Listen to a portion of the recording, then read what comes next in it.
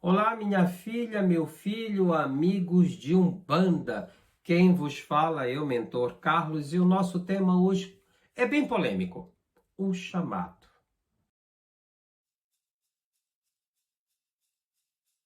Olá, minha filha, meu filho. Você deve estar se perguntando por que eu escolhi este tema, o chamado. Antes de tudo, deixa eu explicar uma coisa para vocês. Quando você é dirigente, pai de santo, você está à frente de um terreiro, a maioria das perguntas e das dúvidas são relacionados ao desenvolvimento mediúnico e muitas das vezes a vontade de se tornar um sacerdote, um pai de santo e uma mãe de santo. Na maioria das vezes essa pergunta chega sem antes ter uma reflexão, sem antes ter um pensamento. É uma vida fácil? É uma vida onde eu vou poder conciliar a minha vida pessoal com o sacerdócio? Eu vou estar preparado para esta vida? Eu quero esta vida para mim? Porque é muito bonito, é muito lindo, você que está do outro lado, muitas das vezes você aí, minha filha, meu filho, amigo de Umbanda, aquele que nem é umbandista, mas gosta do tema, procura tirar suas... Você já parou para pensar o quanto é difícil estar à frente de uma casa e procurar ajudar, auxiliar, aconselhar, fazer esta conexão do mundo físico ao espiritual sem envolver o seu próprio pensamento e o que você acha, as suas ideias, o que você pensa sobre um assunto, procurar ser o mais neutro possível. Depois de tudo isso que eu acabo aqui de explanar, falar para você, e a gente ainda precisa entender que, além da fé, existe uma longa jornada, um caminho que vai do estudo, vai da prática, da obediência e do entendimento de estar dentro de uma casa. Eu estou falando como um pai de santo da Umbanda.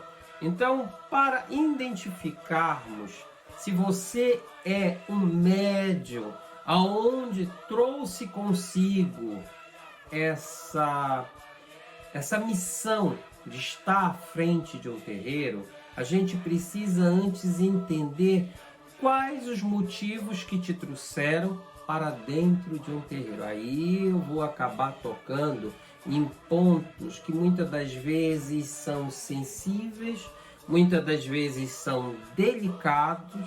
As pessoas botam uma máscara e procuram se enganar, principalmente nos dias de hoje. O que te trouxe para dentro de um terreiro? Foi o amor, foi a dor, foi o querer ser alguém dentro de uma sociedade, porque isso existe. Existem pessoas que pararam no tempo e veem a religião como uma forma de resgate, mas não resgate quanto à espiritualidade. Um resgate muito mais voltado para os seus sentimentos e o mundo físico, aonde eu quero ser, aonde eu preciso aparecer, aonde eu esteja à frente de um comando. O que te trouxe para dentro de um terreiro? Foi a dor? Você está errado porque você veio pela dor? Não. Na maioria das vezes, todos entram para dentro ou uma casa religiosa pela dor. Mas o que te mantém dentro daquela casa? É o amor à fé? É o entendimento da fé? É o compreender as palavras que são ali ensinadas pelo teu dirigente espiritual? É o entendimento do amor entre os teus irmãos? Ou tu estás lá dentro apenas por uma competição, onde você acha que você pode ultrapassar os teus irmãos porque você se acha especial? Agora, você já parou para pensar que perante Oxalá, perante os orixás, todos os caboclos, guias, pretos velhos, o que é especial é tudo que é simples, verdadeiro, direto?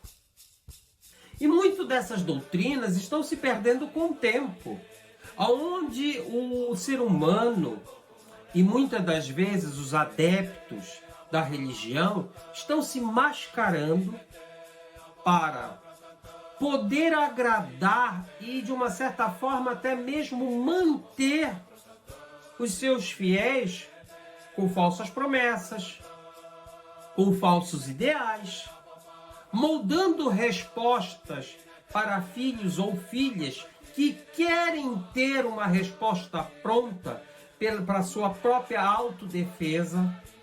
E quando eu falo autodefesa, estou falando dos seus próprios erros, daquilo que não conseguiu concluir, fazer ou chegar.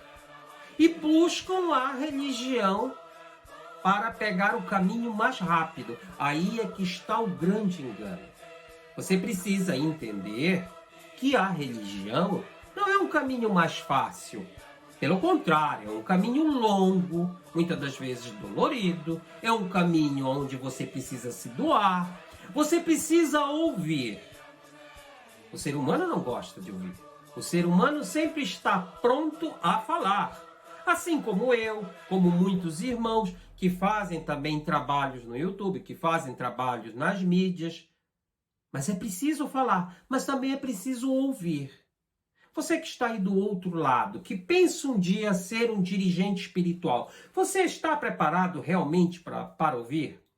Quantas casas você já pulou de galho em galho? Da onde eu venho, do norte do Brasil, Belém do Pará, como todos já devem saber, que eu sou paraense, e depois eu fui para a terra do meu pai, que é o Rio Grande do Sul, também trabalhei por anos e agora estou em Portugal.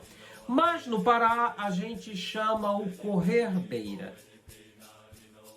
E ser um dirigente espiritual, você não vai poder ser um dirigente espiritual de uma coxa de retalhos. Quando a gente fala em ancestralidade, tem pessoas que discutem esse assunto e acham que a Umbanda não tem ancestralidade, porque fala muito pouco. Talvez seja por conta disso.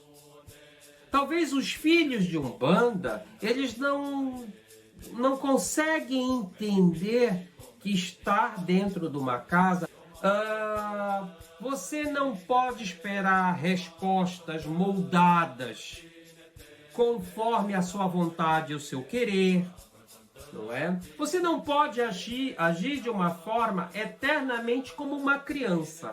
Eu sou e quero ser e ninguém vai poder me contrariar.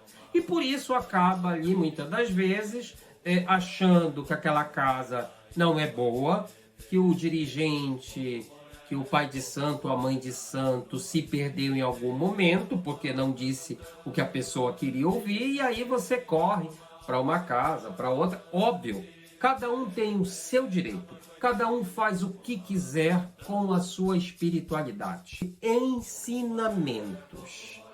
Fala sobre herdar um cunho, uma sabedoria, uma prática.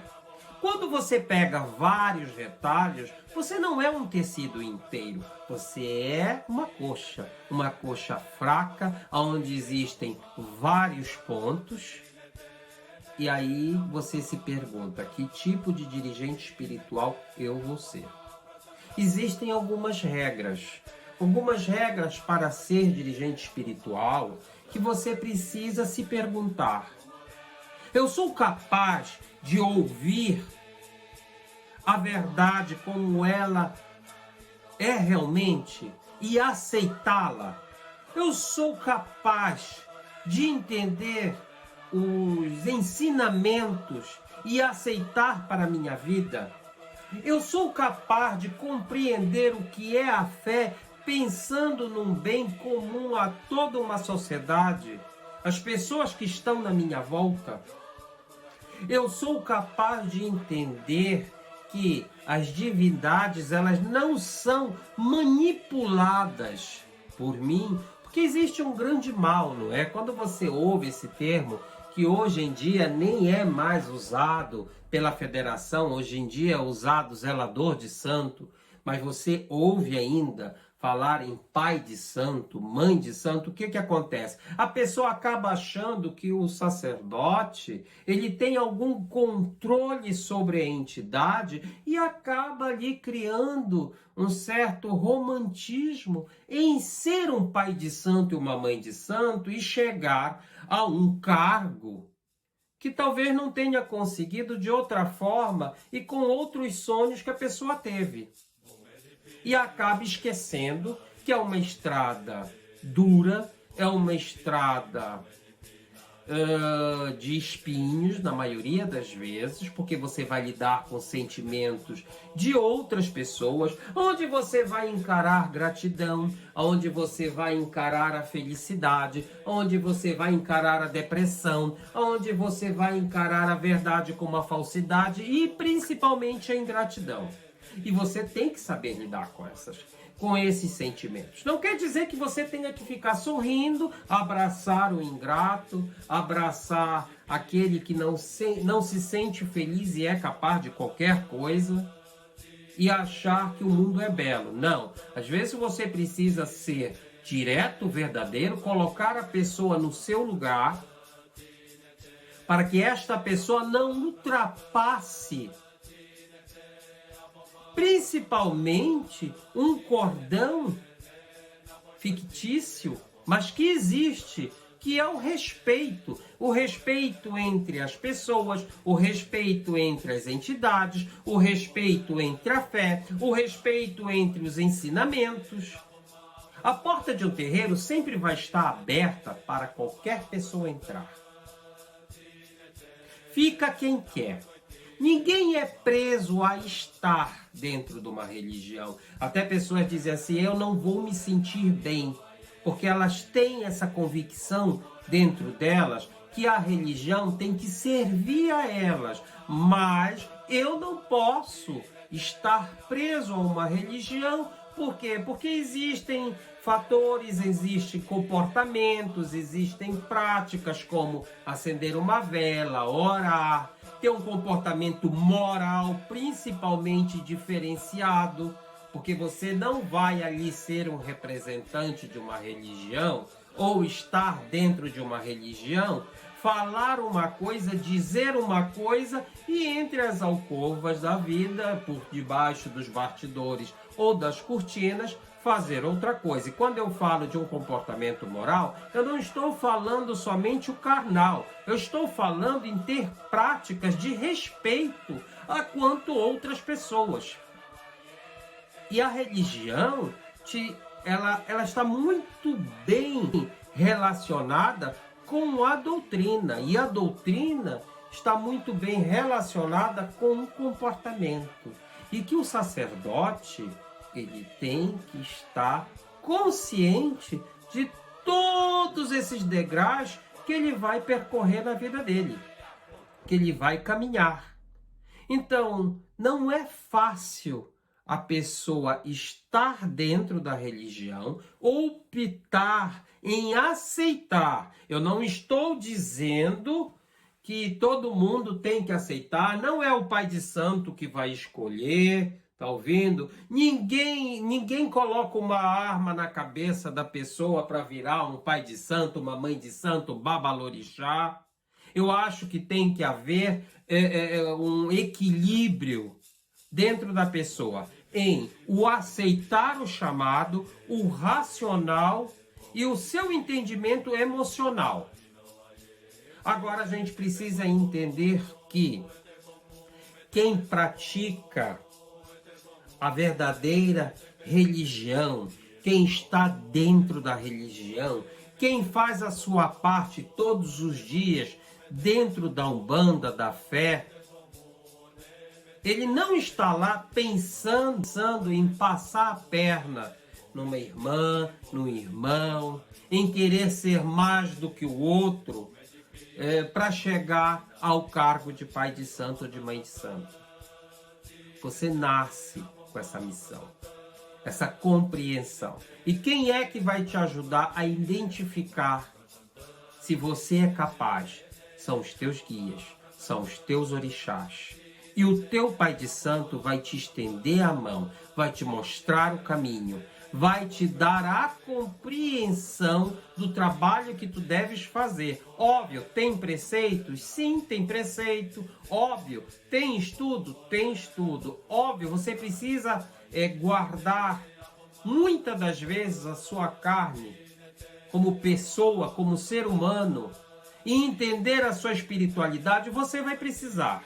Ou você achou que você chegou dentro de uma casa, de um terreiro, você botou uma plaquinha, levantou esta placa e diz assim: eu sei que eu vou ser mãe de santo, eu sei que vou ser pai de santo. E o teu pai de santo vai aplaudir, achar muito bonito, abraçar as tuas costas e dizer aqui: senta do meu lado que hoje mesmo tu já começa a função. Não, não é assim. Triste a ilusão de quem pensa dessa forma. Triste a ilusão de quem pega este caminho, porque provavelmente não vai estar capacitado para lidar com os sentimentos de uma pessoa. E são sentimentos, na maioria das vezes, que vêm relacionados com a dor. Bom, espero eu ter explicado um pouco para você que está aí do outro lado sobre o chamado. Não tenho como explicar essa missão em tão pouco tempo de vídeo, mas ao mesmo tempo espero ter dado um caminho para você que está aí do outro lado entender, talvez tirar algumas dúvidas, talvez eu tenha colocado alguma dúvida na sua cabeça para que você possa conversar com seu dirigente espiritual e também entender o quanto é sério o trabalho do teu pai de santo, da tua mãe de santo, que você precisa ter realmente o respeito por ele, o amor por ela, saber que não é fácil levantar, na maioria das vezes, pensando num filho, numa filha e procurar fazer esta conexão para resolver o problema que, na maioria das vezes, o teu pai de santo e a tua mãe de santo nem chegam perto do que um filho de santo passa. Bom, é como eu sempre digo, o primeiro passo é você quem dá, o segundo daremos juntos. Um forte abraço, gratidão, gratidão, gratidão, axé para quem é de axé, saravá para quem é de saravá e amém para quem é de amém. Obrigado a todos.